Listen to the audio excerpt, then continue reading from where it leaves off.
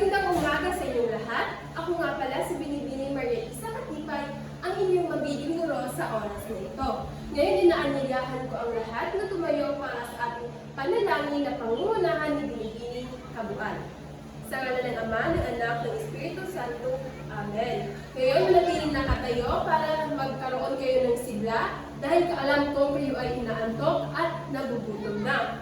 Kaya ang gagawin nyo lamang ay sundin nyo lamang ako dahil since nawala tayong music, kaya ako na lang ang kakanta at susundin nyo kung ano yung actions. Alam niyo ba yung kung paano kantin yung nangingitim mo ako, ikaw ang sunshine ko. Ayun. Sige, kantahin natin ng sabay-sabay. So, sundin nyo lamang yung actions ha. Taas, baba, kanan, kaliwa. Saan ka man magpunta, liwanag ang iyong lalapit.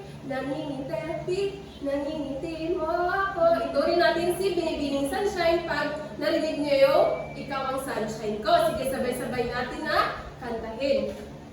Taas, baba, kanan, kaliwa. Saan ka man magpunta, liwanag ang iyong lalapit. Nangingiti mo ako, ikaw ang sunshine ko. Okay, bago kayo umupo, ay pakiayos ng inyong mga upuan at pakipulot ng mga basura na sa ilalim ng inyong mga upuan. Tingnan ang inyong mga tingin sa kanan, tingin sa kaliwa, pakitapit ng inyong mga katabi. May nawawala ba? Magaling naman kung gano'n. Ibig sabihin, narito tayong lahat, palakpakan natin ang ating mga sarili. Binibining Minggito, maaari mo bang sabihin kung ano ang ating huling tinalakay? Maraming salamat. Tama ba ang sinabi ni Binibining Minggito, Miss Dunghaw? Tama, ito ay tungkol sa paggawa ng talahanayan ng espesikasyon. Ngayon, meron pa ba kayong mga katanungan hinggil doon? Kung wala na, ay dadako na tayo sa ating panibagong talakayan. Ngayon, Binibining Vidal, maaari ka bang pumunta dito sa harapan? Binibining Kabuuan, maaari mo bang bigyan ng katangian na galing sa iyo si Binibining Vidal? Tama, siya ay maganda. Ano pa? Sino pang pwede magpagbigay ng katangian? Binibining Bagdor, mabait, tamang inyong sinabi. Ngayon, hindi lamang tao, bagay, at kung ano ang kapaligid dito sa ating kapaligiran ang mayroong katangian, kundi pati na rin ang isang mabuting tanong. Ngayon, ang ating tatalakayin ay tungkol sa katangian ng mabuting tanong.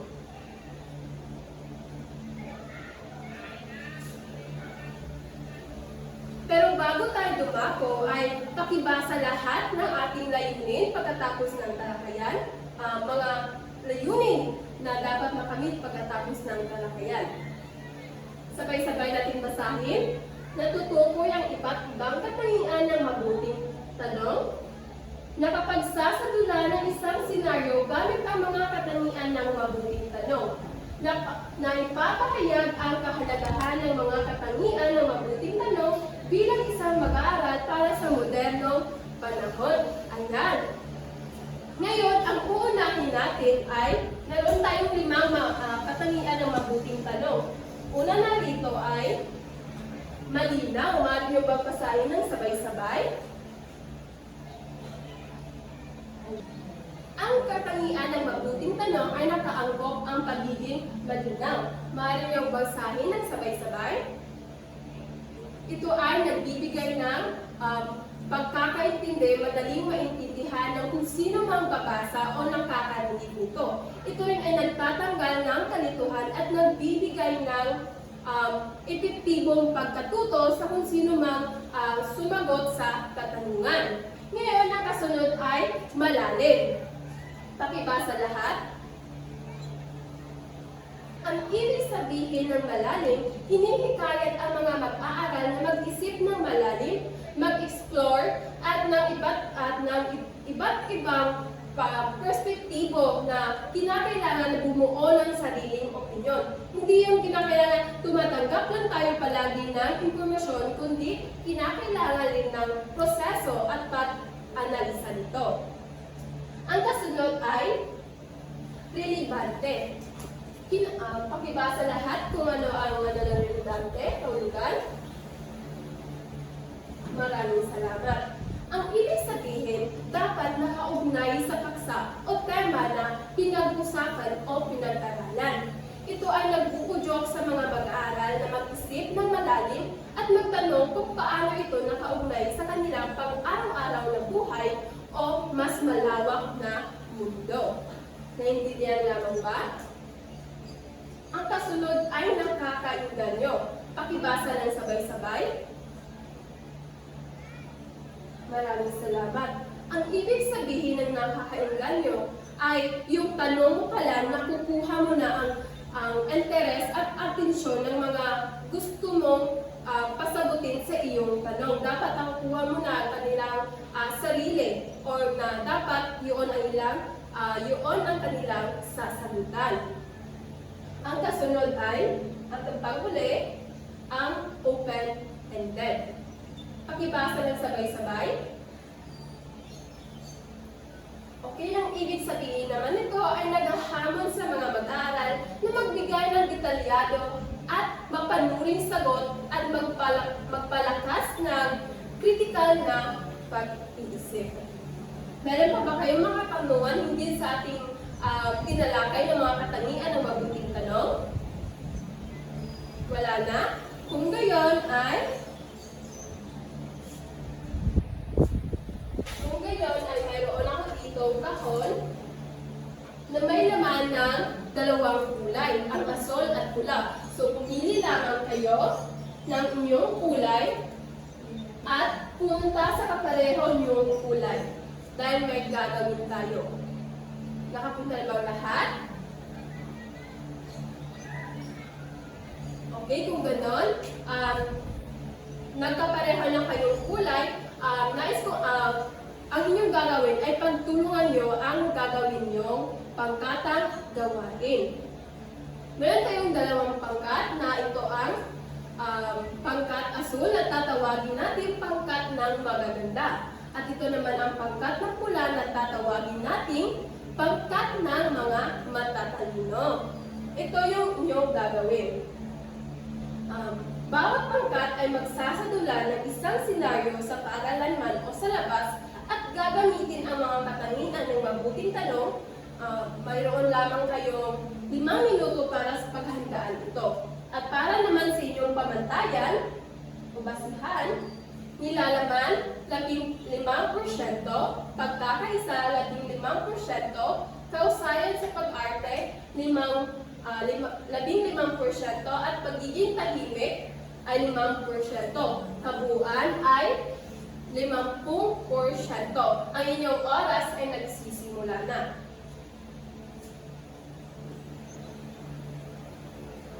Tapos na ba ang lahat? Okay, pangkat ng magaganda, mauna kayong mag-represent dito. Ayan, bigyan natin sila ng wow clap. 3 palakpak, 3 padyak, at sabihin natin 3 wow, wow, wow. Ayun. Wow, wow, wow. Okay, sa susunod naman na pangkat. Pangkat ng mga matatalino.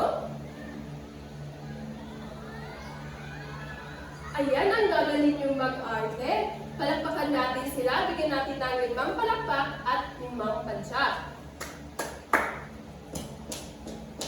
Okay, ngayon ay susukatin ko kung tunay na kayong nakikinig. Wala na ba kayong mga katanungan hindi dito? Kung wala na, ay ako naman ang magtatanong.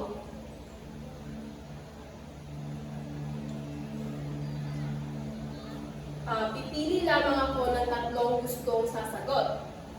Sino dito yung, para sa inyo, sino dito yung matalino? Okay, Binibini Baldado. Ito ang inyong katanungan.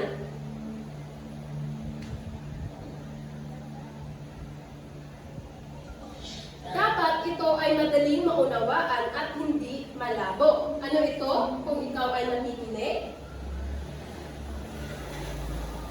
Tama ang iyong sagot. Ito ay malinaw. At pangalawang sagot, kung sino dito ang maganda? Pinipiling alinyabo. Ito ang iyong katanungan. Ang mabuting tanong ay dapat kaugnay sa paksa o sitwasyon na pinag-uusapan. Ano ito? Tama, relevante. Ngayon, ang kasunod naman ay yung mataas. Ginoong Lindayaw. Ito ang iyong katanungan. Bilang isang mag-aaral, paano mo mapapahalagahan ang mga katanungan ng mabuting tanong sa modernong panahon? Magaling!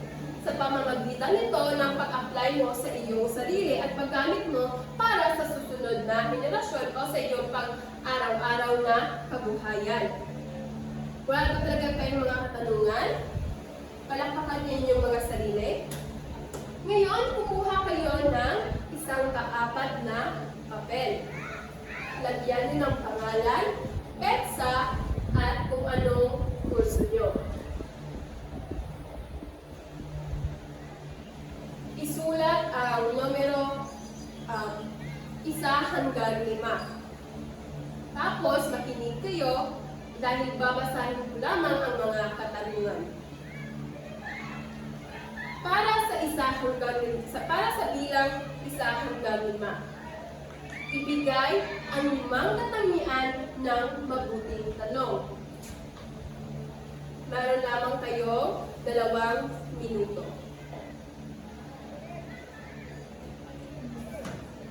Tapos, kung hindi, pasa ito sa harapan. 1, 2, 3, 4, 5.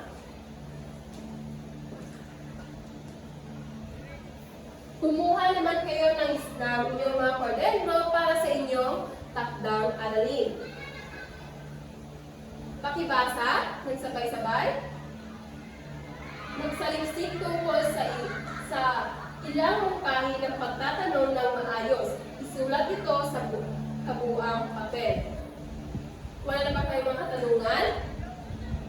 Kung gayon, ako ay magpapaalam na. Maraming salamat sa inyong lahat.